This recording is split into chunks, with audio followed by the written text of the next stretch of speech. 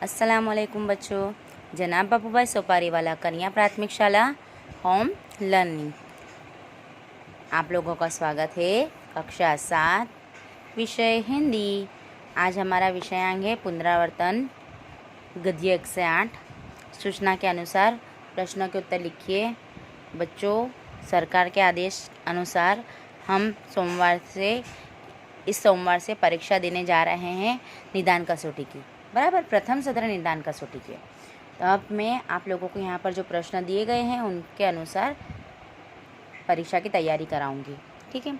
हमारा प्रश्न है यहाँ पर, निम्नलिखित शब्दों को उचित क्रम में रखकर अर्थपूर्ण वाक्य बनाइए। बच्चों, ये सिर्फ उदाहरण के लिए है, परीक्षा में आपको ऐसे प्रश्न पूछा सकते हैं, बराबर। नदी हम बैठे के थे किनारे, मतलब शब्द इधर उधर है, हमें इनको सही रखकर अर्थपूर्ण वाक्य बनाना है कि हम नदी के किनारे बैठे थे, बराबर। ऊपर हैं के पेड़ बंदर कितने, तो जवाब क्या आएगा, पेड़ के ऊपर कितने बंदर हैं, प्रश्नार्थ चिन्ह। वणिक रहता एक था किसी नगर में एक वणिक रहता था। 2 इनका कर हुआ माल सामान लूटा इन्हें वापस, इनका लूटा हुआ माल सामान इन्हें वापस कर दो। दुनिया करती थी सारी इज्जत उनकी, सारी दुनिया उनकी इज्जत करती थी। बच्चों, ये तो सद्योपति का है, आप लोगों को पता है। मैंने यहाँ पर जवाब के लिए अलग अलग बॉल पेन से आपको जवाब टिक कर दिए हैं। जैसे कि यहाँ पर पहले यहाँ पर ब्लू से टिक किया हुआ है कि फूल तोड़ना मना है, बराबर, उचित शब्द हम मिलाए हैं। इसी तरह दूसरा, मैं हर रोज़ खेलने जाता हूँ, बराबर, मैं हर रोज़ खेलने जाता हूँ। फिर सबको कथनी, और कहाँ गया, कथनी करने में समानता रखनी चाहिए, बराबर। वे कहीं से अच्छे पौधे लाए। अब हम यहाँ पर वाक्य देख लेते हैं कि पहला वाक्य हमारा, फूल तोड़ना मना है, मैं हर रोज़ खेलने जाता हूँ, सबको कथनी करने में समानता रखनी चाहिए, वे कहीं से अच्छे पौधे लाए। बच्चों, आप लोगों को समझ पड़ी होगी कि इस तरह से आपके आड़े अवड़े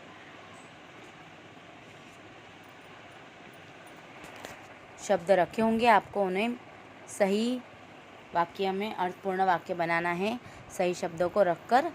अब जैसे यहाँ पर है, यहाँ पर भी ऐसा ही है, गए प्रश्न जैसा। तो हम यहाँ पर है कि रविशंकर महाराज हमारे मूक सेवक थे। कैसे सेवक थे, मूक सेवक थे। गांधीनगर गुजरात की राजधानी है, तो गुजरात की राजधानी गांधीनगर है। हम दोनों तरह से वाक्य बना सकते हैं। हमारा राष्ट्रीय पक्षी और प्राणी मोर और बाघ है, तो हम दूसरा वाक्य बना सकते हैं कि मोर और बाघ हमारा राष्ट्रीय पक्षी प्राणी है। गांधी जी का जन्म 2 अक्टूबर 1869 में पोरबंदर में हुआ था। ठीक है।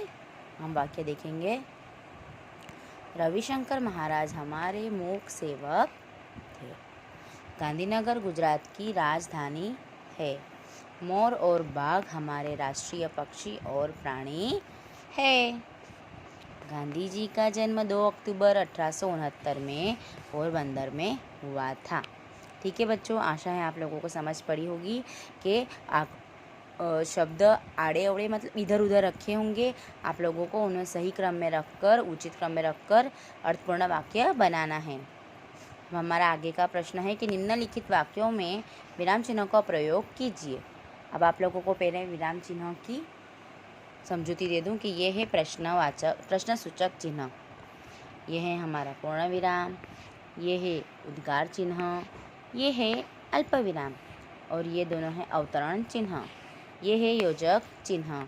इनका इस्तेमाल कहाँ होता है, चलिए देखते हैं। फूल तोड़ना मना है, तो यह तो है सादा वाक्य। तो फूल तोड़ना मना है, छेल्ले पूर्ण विराम। वाह कितना सुंदर दृश्य है। आप बोलेंगे तो आप लोगों को पता चल जाएगा कि कब कौन सा हमें चिन्हों का उपयोग करना है। यहाँ पर आएगा उद्गार चिन्ह। वाह उद्गार चिन्ह, कितना सुंदर दृश्य है उद्गार चिन्ह। ठीक है। बसों में लिखा होता है धूम्रपान का निषेध है। बसों में लिखा होता है अल्प विराम अवतरण चिन्ह धूम्रपान का निषेध है, पूर्ण विराम अवतरण चिन्ह पूरा। रात धारा रात दिन पड़ती है, यह है सादा वाक्य। तो क्या आएगा, पूर्ण विराम। पौधे बारिश में ही क्यों लगाए जाते हैं, पौधे बारिश में ही क्यों लगाए जाते हैं। तो क्यों आ गया, तो हम क्या लगाएंगे, प्रश्न सूचक चिन्ह। आगे देखिए, यह है फकरा, बराबर, परिच्छेद, इसको हम पढ़ेंगे और इसमें हम चिन्हों का उपयोग करेंगे, विराम चिन्हों का। तो इस पर जन बोला, अल्प विराम अवतरण चिन्ह, अरे उद्गार चिन्ह, सत्यवादी शेर, अल्प विराम, यदि बाज तेरे लड़के को उठाकर नहीं ले जा सकता, अल्प विराम, तो मेरी 1000 भार की तुला को चूहे कैसे खा सकते हैं, प्रश्नार्थ चिन्ह, अगर तू अपने बेटे को चाहता है, अल्प विराम, तो पहले मुझे मेरा तराजू वापस कर दे, पूर्ण विराम अवतरण चिन्ह पूरा। बच्चों ध्यान रखिएगा, यहाँ पर ये दोनों प्रश्नों की मैंने आप लोगों को समझूती दी दी है। आशा है आप परीक्षा में इससे भी अच्छे मतलब समझूती, अपने समझूती के अनुसार आप लोग याद करके ये प्रश्न विराम चिन्हों का उपयोग करें। आप लोगों को इन दोनों प्रश्नों को अपनी नोट में लिखना है। Thank you. परीक्षा के लिए बेस्ट ऑफ लक।